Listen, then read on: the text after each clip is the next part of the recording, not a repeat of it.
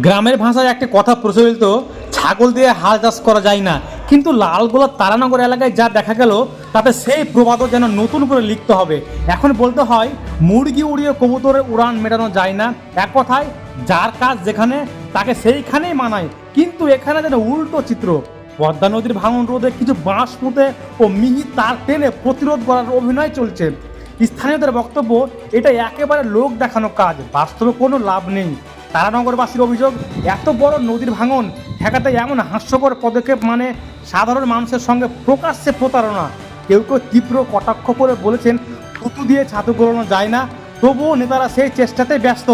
গ্রামবাসী দাবি, নদী ভাঙন রোধে দ্রুত কার্যকরী ব্যবস্থা নেওয়া হোক। এই নাটক নয়, চাই বাস্তব সমাধান। মনে হচ্ছে গরু বাঁধা খুঁটা, কিন্তু বাস্তবে গরু ছাগল ভেড়া বাঁধার জন্য তৈরি করা হয়নি। এইটা এই তার দিয়ে, যে তার দিয়ে গাড়ি বাঁধা, আগে যারা গরুর গাড়ি করতো সেই গরুর গাড়ির তার দিয়ে পদ্মা ভাঙন থামানোর চেষ্টা করেছে।